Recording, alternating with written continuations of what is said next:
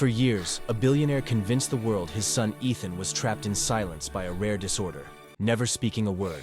But when his devoted maid Grace was falsely accused of theft in court by the father himself, the boy shattered the lie. In a stunning twist, Ethan found his voice.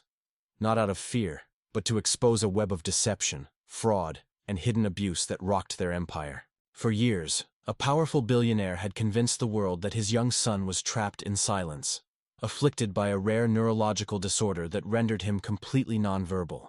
The boy, Ethan, had never uttered a word, not in the echoing halls of their sprawling mansion, not in the sterile offices of countless specialists, and certainly not in the public eye where his father's empire cast a long shadow.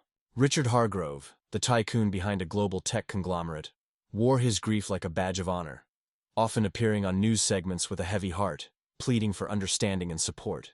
"My son deserves a chance at a normal life," he'd say, his voice cracking just enough to tug at heartstrings nationwide. But beneath this polished veneer of paternal devotion lay a web of deception so intricate that it would take an unlikely hero, a humble maid, to unravel it all. And when the truth finally burst forth, it wasn't in a whisper, but in a courtroom declaration that shattered everything. Grace Thompson had been the Hargrove family's housekeeper for over a decade, a quiet fixture in their opulent world. She dusted the crystal chandeliers, prepared meals in the state-of-the-art kitchen, and, most importantly, cared for young Ethan with a tenderness that his own parents seemed incapable of. While Richard was off sealing multi-million-dollar deals and his wife, long estranged and absent, lived a life of luxury abroad, Grace became Ethan's silent companion. She noticed the boy's wide, expressive eyes, how they followed her movements with a mix of curiosity and unspoken plea. The official story was that Ethan suffered from a congenital condition, one that doctors had diagnosed early on, leaving him deaf and mute. Yet, in the quiet moments when no one else was around, Grace wondered if there was more to it. Ethan didn't flinch at loud noises like the vacuum or the doorbell. He seemed to react subtly, as if hearing but choosing not to respond. Her suspicions grew, but as a mere employee, she kept them buried, focusing instead on making his days a little brighter with stories whispered during bedtime, or games played in the garden. The turning point came on a crisp autumn morning when Richard held a press conference that would set the stage for the scandal. Flanked by his sharp-suited lawyer, Vanessa Klein, he announced a breakthrough: an experimental treatment in Switzerland that could restore Ethan's hearing and speech. But there was a catch. A confidential legal document tied to a family trust fund was entangled in bureaucratic red tape, delaying the funds needed for the procedure. "This isn't about my wealth," Richard implored the cameras, his eyes misting over. "It's about giving my boy a voice." The public ate it up. Donations poured in for related charities, and social media buzzed with hashtags like #Speak for Ethan. Vanessa, with her impeccable credentials and fierce determination, vowed to cut through the legal knots. She filed motions, lobbied judges, and painted Richard as a desperate father fighting an unjust system. Behind closed doors, however, the atmosphere in the mansion thickened with tension. Grace overheard hushed arguments between Richard and Vanessa, words like timeline and exposure slipping through cracked doors. Ethan, ever the observer, sat in his playroom, clutching a worn stuffed animal, his silence a shield against the brewing storm. As the legal battle intensified, Grace's role shifted from observer to unwitting participant. She began noticing discrepancies: medicine bottles with labels that didn't match standard prescriptions, Ethan's occasional winces after doses administered solely by his father, and files left carelessly on desks that hinted at financial maneuvers rather than medical miracles. One evening, while tidying Richard's study, she glimpsed a document stamped "Confidential Trust Allocation," detailing sums far exceeding any therapy costs. Her heart raced. Was this the key Richard was so desperate to secure? Before she could process it, the document vanished, and the next day, chaos erupted. Richard stormed into the kitchen, accusing Grace of theft. "You've been snooping, haven't you?" he bellowed, his face twisted in feigned outrage. Vanessa backed him up, claiming Grace had motive after a fabricated argument over pay. The police were called, and Grace was escorted out, her protests falling on deaf ears. Little did they know, Ethan had witnessed it all from the shadows, his small hands trembling as he hid the very document in question deep within his toy chest. The stage was set for a revelation that would expose the billionaire's darkest secret. The accusation against Grace made national headlines, portraying her as a disgruntled employee sabotaging a father's last hope. Richard milked the sympathy, appearing on talk shows to lament the betrayal. "She was like family," he'd say, shaking his head. But in the solitude of his room, Ethan felt the weight of the truth pressing down. For the first time, the fog from years of medication began to lift.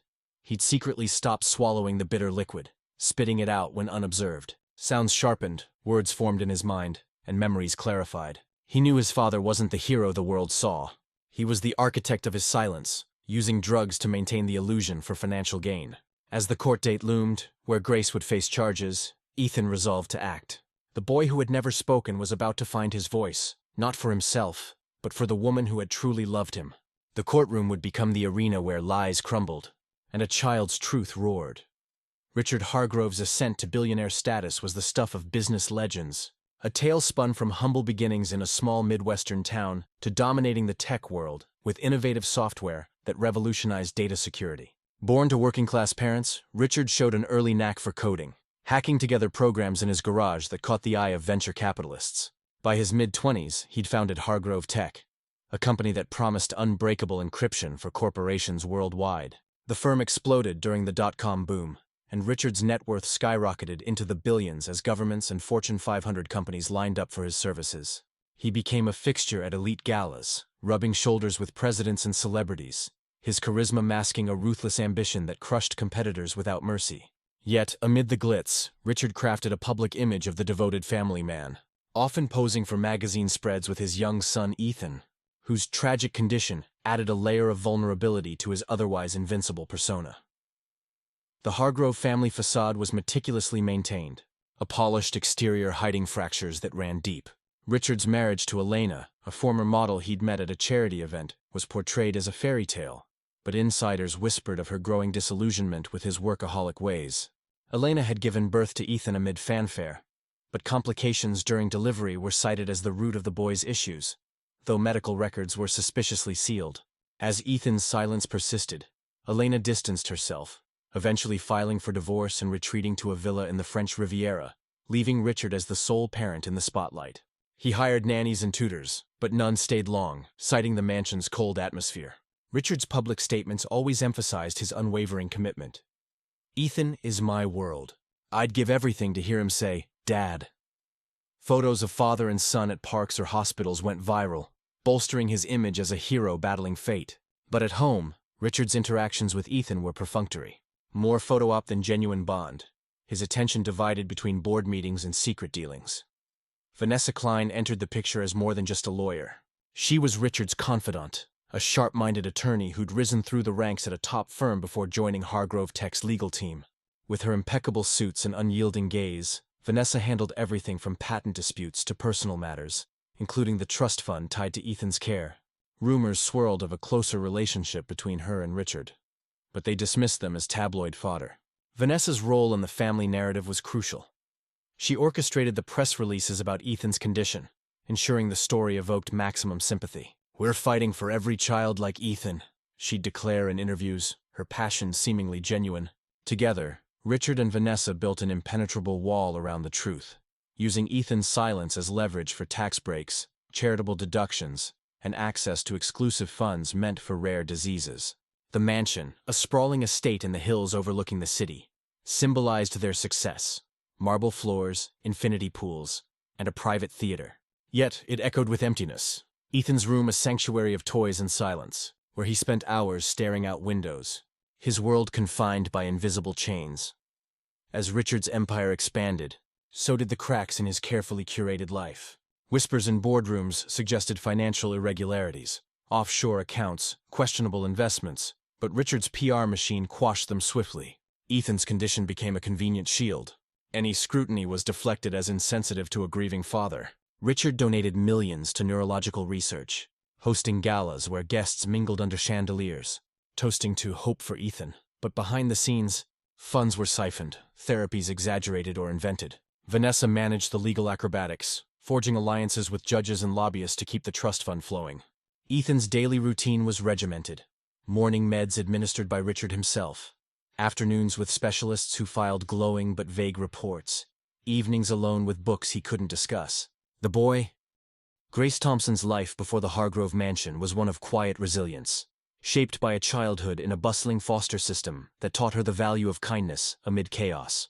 Born in a small coastal town, She lost her parents young and bounced between homes, finding solace in books and helping others. By her early 20s, Grace had turned her nurturing instincts into a career, starting as a nanny before transitioning to housekeeping for affluent families.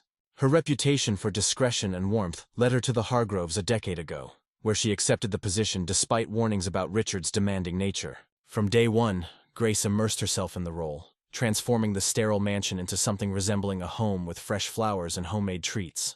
But it was Ethan who captured her heart. The silent boy with soulful eyes, isolated in his world of quiet. Grace saw beyond the diagnosis, treating him not as broken, but as a child deserving of love. In the daily rhythm of the household, Grace became Ethan's unspoken guardian, her routines intertwined with his needs. She rose at dawn to prepare his favorite oatmeal, laced with fruits arranged in smiling faces, hoping to coax a reaction. Mornings were spent tidying his room, organizing toys in ways that encouraged play, while afternoons involved walks in the garden where she'd narrate the world around them, the rustle of leaves, the chirp of birds. Ethan never responded verbally, but Grace noticed his subtle cues, a tilt of the head, a fleeting smile, that convinced her he understood more than anyone credited. She advocated quietly for him, suggesting therapies or toys to Richard, who often brushed her off with a curt, "Mind your place." Vanessa viewed her as a necessary inconvenience, occasionally snapping orders but rarely engaging. Yet, Grace persisted, her devotion rooted in a maternal instinct she never had the chance to fulfill elsewhere. She kept a secret journal, noting Ethan's progress, like the time he mimicked her wave goodbye, fueling her belief that his condition might not be as irreversible as claimed. Grace's suspicions about the family deepened over time, born from overheard snippets and unexplained inconsistencies. One night, while polishing silver in the pantry, she caught Richard and Vanessa in a heated whisper about maintaining the dosage and keeping the fund intact. The words chilled her, but without context, she dismissed them as stress from the legal battles.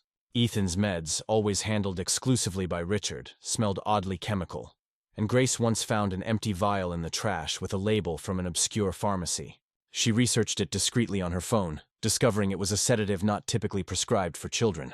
Her heart ached for Ethan, whom she saw wilt after each dose, his energy sapped. Grace began testing boundaries, skipping small tasks to observe reactions. But Richard's surveillance, cameras in common areas, kept her cautious. Still, her bond with Ethan strengthened. She'd read to him from adventure books, her voice animated, watching his eyes light up at tales of heroes overcoming odds.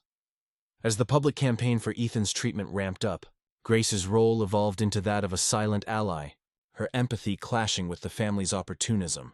She accompanied Ethan to doctor visits when Richard was unavailable, noting how specialists seemed rehearsed, their reports glowing yet vague. One physician slipped mentioning induced symptoms before catching himself. Grace filed it away, her journal growing thicker with questions. At home, she created safe spaces for Ethan, like a fort under the stairs where they'd hide from the world. Her whispers of encouragement met with his trusting gaze. Richard tolerated her involvement, perhaps seeing it as free childcare. But Vanessa grew wary, once accusing Grace of overstepping during a staff meeting. Undeterred, Grace focused on Ethan, teaching him sign language in secret, thrilled when he signed "Thank you" one rainy afternoon. Her devotion wasn't blind loyalty. It was a quiet rebellion, planting seeds of doubt that would bloom when the accusation struck. Grace's world shattered the day Richard branded her a thief, but her resolve only hardened. Escorted from the mansion, she glanced back at Ethan, his small figure in the window breaking her heart. In the weeks that followed, barred from contact, Grace refused to fade quietly. She reached out to old contacts, piecing together the puzzle from afar. Her apartment became a war room of notes and clippings, her mind racing with memories of Ethan's subtle responses. She knew the boy held secrets, and her false accusation was the catalyst. Grace's devotion transformed into determination, vowing to expose the truth not for revenge, but for the child she'd come to love as her own. As court approached, she prepared, unaware that Ethan too was awakening, their paths destined to converge in a moment of justice. Ethan's condition had always been shrouded in mystery, a narrative carefully curated by Richard from the boy's infancy. Diagnosed at 6 months with what doctors called congenital auditory neuropathy, Ethan was said to have been born with damaged neural pathways that blocked sound processing and speech development.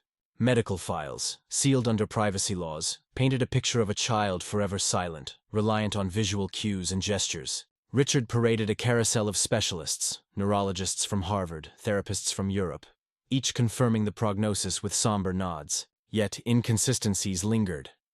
Ethan's early baby photos showed him babbling, cooing at toys, behaviors that vanished abruptly around age 2. Richard attributed it to a progressive worsening, but whispers among former staff suggested otherwise. Ethan's days were a monotonous loop. Isolated lessons with tutors who taught through flashcards, meals eaten in silence, and evenings staring at screens with subtitles. He communicated via a tablet app, tapping icons for needs, but his eyes spoke volumes: curiosity, frustration, a plea for connection that went unanswered. The public plea erupted like a well-orchestrated symphony. Richard's announcement at a high-profile fundraiser galvanizing support. Dressed in a tailored suit, he stood before flashing cameras, voice trembling as he described the Swiss treatment, a neural implant combined with gene therapy, touted as revolutionary. "We've exhausted every option here," he said, a single tear tracing his cheek. "This document is the barrier between my son and his future." The trust fund, established post-divorce, held billions earmarked for medical advancements, but litigation from Elena's side froze access. Vanessa took the podium next, her legal jargon simplified for the masses. "We're battling bureaucracy that values paperwork over lives." Clips went viral. Celebrities retweeted, and a GoFundMe surrogate raised millions overnight.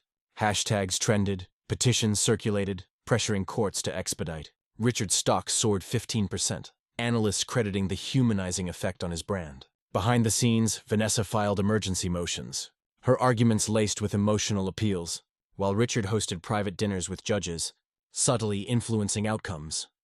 Ethan, oblivious to the spectacle at first, felt the ripple effects in the mansion's heightened tension. Staff buzzed with activity, reporters camped outside gates, and Richard's visits to his room increased. Staged affection for hidden cameras, perhaps. Ethan sensed the artificiality, his father's hugs stiff, words performative. The meds continued, a daily ritual where Richard spooned the liquid himself, watching Ethan swallow with hawk-like eyes. But Ethan began resisting inwardly, holding the dose in his cheek, spitting it later into plants. Clarity crept in, sounds muffled before now sharpened, the tick of clocks, distant voices. He tested it, dropping toys to hear the clatter, his heart racing at the revelation. Grace's absence amplified his isolation. Without her stories, the house felt tomb-like. He wandered halls at night, ear to doors, catching fragments. Richard muttering about diversions, Vanessa fretting over audits. Ethan's world, once dim, flickered with awareness, the plea outside mirroring his internal cry for truth. As pressure mounted, the plea evolved into a media blitz.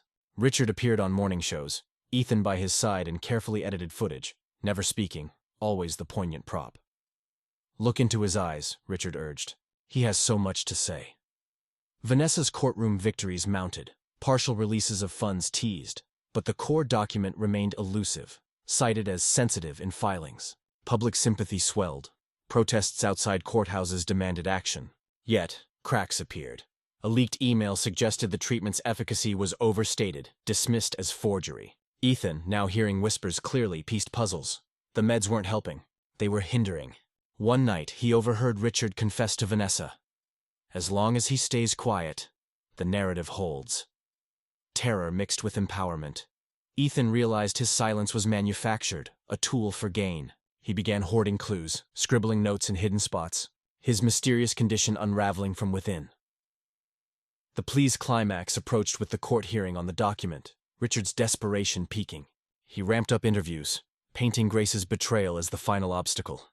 Ethan, awakened, watched it all, his resolve forming. The mysterious boy, long a symbol of tragedy, was on the cusp of becoming the architect of revelation, his voice waiting in the wings. The first cracks in Richard's meticulously built story appeared subtly, like hairline fractures in fine china, unnoticed at first but destined to shatter everything. Grace, before her ousting, had started compiling mental notes. Ethan's unexplained alertness after missed doses, Richard's secretive phone calls late at night. One evening, as she passed the study, she paused at the door ajar, hearing Vanessa's clipped tone. "The auditors are getting closer. We need to accelerate the transfer before questions arise." Richard's response was muffled, but words like dosage adjustment and maintain the facade sent chills down her spine. She slipped away, heart pounding, doubting her ears but unable to shake the unease. Ethan too began experiencing shifts. Without the full meds, whispers became audible, conversations snippets of a larger puzzle. He pressed his ear to vents, catching Richard's frustration. If that document surfaces improperly, we're exposed. Doubt seated. Grace confided in a trusted friend, a former nurse, who suggested the meds might be suppressants, not treatments. As media scrutiny intensified, external doubts emerged. An investigative journalist, tipped off anonymously, published a piece questioning the trust fund's origins, hinting at ties to offshore havens. Richard's PR team spun it as jealousy, but online forums buzzed with speculation. Why no independent verification of the boy's condition? Vanessa countered with press releases, but the narrative wobbled. Inside the mansion, tension escalated. Richard snapped at staff. Vanessa paced with files, their arguments echoing. Ethan, hidden in alcoves, recorded mentally. Vanessa saying, "The boy's stability is key. Any change could unravel us." He tested his hearing, banging utensils when alone, confirming the fog's lift. Doubts compounded when he found a discarded prescription slip, the drug name matching sedatives online. Researched via a forgotten tablet. Grace, from exile, dug deeper, contacting ex-employees who shared stories of Richard's control, one recalling Elena's suspicions before leaving. She thought the condition was exaggerated for sympathy. The overheard secrets multiplied, each a thread pulling the story apart. One midnight, Ethan crept downstairs, drawn by voices in the library. Richard and Vanessa plotted, "Once the funds clear, we divert to the Cayman account." The therapy story buys time. Ethan's breath caught. Therapy was a lie? He retreated, doubts turning to fear, but also resolve. Grace, meanwhile, faced her own revelations. A clandestine meeting with a whistleblower from Hargrove Tech revealed financial discrepancies. Funds meant for research funneled to personal ventures. "Ethan's the perfect cover," the source whispered. Her journal filled with connections, meds to suppress, plea to distract, document to unlock ill-gotten gains. Public doubts grew. A rival billionaire tweeted skepticism, sparking debates. Richard's interviews faltered, his composure cracking under probing questions. Vanessa's filings showed desperation, extensions requested amid new evidence. Ethan's internal turmoil peaked as doubts solidified into truth. He experimented, skipping more doses, his mind sharpening like a blade. Overheard plans revealed the depth. Richard admitting, the condition was a godsend. Without it, the tax shelters collapse. Horror struck. His silence engineered? Grace, piecing her puzzle, reached out to authorities anonymously. But bureaucracy stalled. The mansion became a pressure cooker. Staff quit, sensing rot. Ethan began signaling subtly, leaving drawings for potential allies, but isolation hindered. Vanessa's paranoia led to sweeps, nearly discovering Ethan's hidden notes. Doubts spread virally online, petitions shifting from support to investigation demands. Richard's empire trembled, stocks dipping amid rumors. Finally, the cracks widened irreparably. Grace's friend analyzed a smuggled med sample, confirming suppressants. Ethan's eavesdropping culminated in a damning exchange. If Grace talks, or worse, if the boy does. Vanessa trailed off. Ethan knew then, his voice was the weapon. Doubts no longer whispers, but roars, setting the stage for confrontation. The confidential document vanished overnight, a disappearance that ignited the powder keg of suspicion and accusation. Richard discovered it missing from his locked safe during a routine check, his roar echoing through the mansion like thunder. The paper, a detailed ledger outlining the trust fund's allocations and hidden diversions, was the linchpin of their scheme, proof of legitimate medical claims masking fraudulent transfers. Panic set in. Richard summoned Vanessa, their faces ashen as they scoured the study, drawers upended, files scattered. "It has to be an inside job," Richard hissed, his mind racing to suspects. Ethan, feigning innocence in the next room, clutched his stuffed bear tighter, the document safely tucked inside its seam where he'd hidden it after witnessing Richard's careless placement days prior. The boy's heart pounded. He'd acted on instinct, sensing its importance from overheard whispers. The false accusation against Grace crystallized swiftly, a calculated move to deflect and destroy. Richard, composing himself, called the police, reporting the theft with theatrical distress. "It's vital for my son's treatment. Without it, he may never speak." Officers arrived, combing the scene, but evidence was scant. No forced entry, no fingerprints. Vanessa wove the narrative. Grace had argued over unpaid overtime recently, her access to the house making her prime suspect. "She's been resentful," Vanessa claimed, fabricating details of overheard threats. Grace, Summoned for questioning, arrived bewildered, her protests vehement. I've dedicated my life to that family. Why would I harm Ethan? But Richard's influence loomed. Donations to police charities, connections in high places. The media pounced, headlines screaming, "Maid betrays billionaire's ailing son," painting Grace as a greedy opportunist. Social media vilified her, doxing her address, forcing her into hiding. Court proceedings accelerated, the accusation formalizing into charges of theft and obstruction. Vanessa prosecuted the case aggressively, presenting circumstantial evidence. Grace's fingerprints on unrelated items, a staged email trail suggesting motive. The judge, swayed by Richard's testimony. She was like family, but betrayal cuts deep, issued a restraining order, barring Grace from Ethan. The boy watched from the sidelines, his silence agonizing. He longed to defend her but feared repercussions. Richard milked the drama, appearing distraught on news shows. "This delays everything.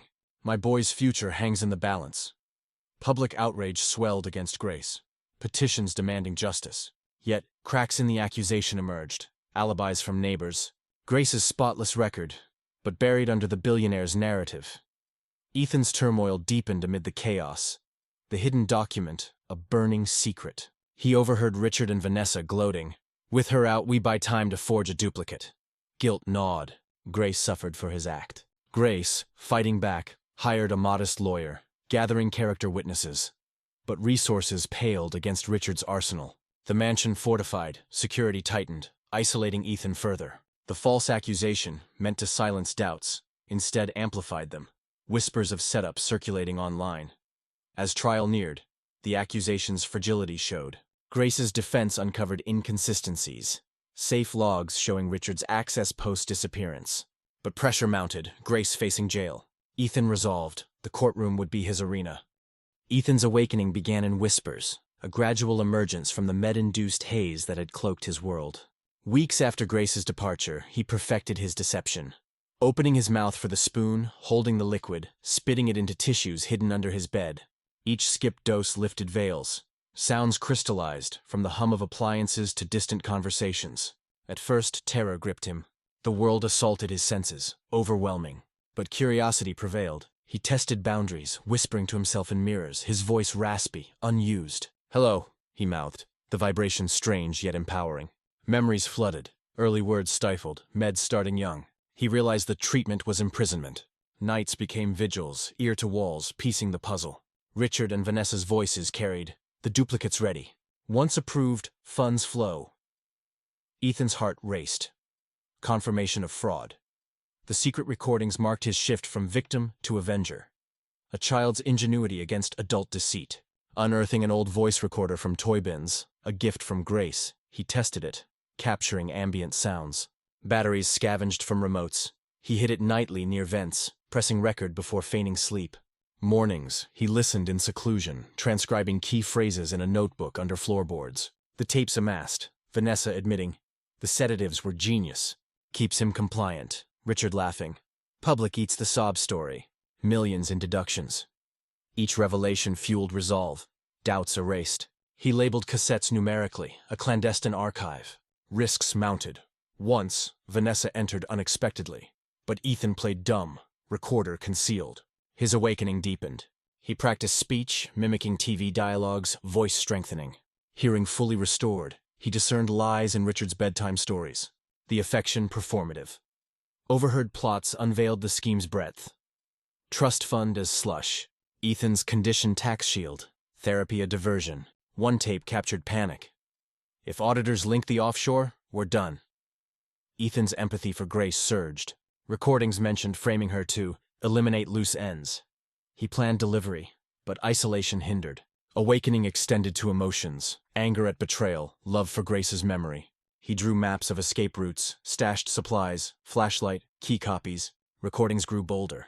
He positioned the device closer, capturing clear confessions. "Boy's the perfect pawn," Richard sneered. Ethan's silence, once enforced, became strategic, biding time. As court loomed, Ethan's preparations intensified. He rehearsed testimony mentally, voice now steady. A supervised visit from Grace provided opportunity. He slipped her a tape, whispering his first word. "Help." Shock registered, but she nodded, pocketing it. Ethan's awakening complete. Recordings his arsenal, he awaited the moment to unleash truth. Grace's investigation ignited with the tape from Ethan, a catalyst transforming grief into action. Listening in her dim apartment, voices unmistakable. Richard and Vanessa plotting diversions. "This changes everything," she murmured, enlisting Dr. Elena Voss, a retired pediatrician friend, for analysis. Blood samples smuggled earlier confirmed sedatives. Ethan's condition fabricated. Grace dug deeper, poring over public records. Trust fund filings, Richard's business ties. Anomalies surfaced. Donations looping back to shell companies. She contacted journalists anonymously, feeding leads while building a dossier. Timelines, witnesses, meta-analyses. Risks escalated. Shadows followed her, phone taps suspected. Undeterred, she met ex-Hargrove employees. Stories aligning. Ethan's early normalcy, sudden decline. The escape plan formed. Retrieve Ethan, present evidence in court.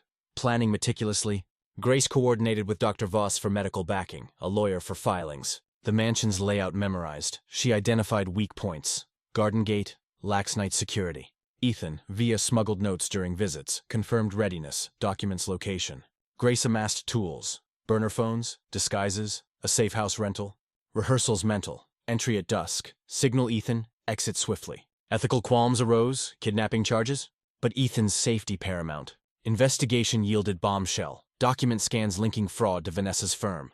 Grace uploaded backups online, encrypted execution night. Grace slipped in via service entrance, heart thundering. Ethan waited, bag packed, document clutched. They fled silently, taxi to safe house. There, Grace reviewed tapes, prepping testimony. Dawn brought resolve. The courtroom awaited. The courtroom buzzed with anticipation, a sea of reporters, lawyers, and onlookers crammed into oak benches. Richard sat rigidly, Vanessa beside him, their confidence a thin veneer. Grace's trial for theft commenced, the judge's gavel silencing murmurs. Prosecutors painted her as vengeful, evidence circumstantial but damning under Richard's sway. Grace's defense countered, introducing Dr. Voss. The child's blood shows chronic sedation, not natural disability. Gasps rippled. Richard shifted uncomfortably. Then, the bombshell. Grace revealed Ethan's presence, hidden until now. The boy entered, hand in hers, eyes steady. "Your Honor," Grace declared, "Ethan has something to say." Ethan stepped forward, voice clear. "My father lied." Pandemonium erupted, gavel pounding. Richard blanched, Vanessa protested. Ethan continued. "The medicine made me silent. It wasn't real." He detailed overheards, meds effects. Tapes played, confessions echoing. Judge ordered review. Richard's denials faltered. Document presented, fraud exposed. Vanessa lunged, contempt charged. Ethan concluded. "Grace saved me." Recess called. Truth unshakable. Resuming, judge ruled. Charges dropped. Investigation launched. Richard arrested, Vanessa detained. Ethan's courage lauded, revelation complete.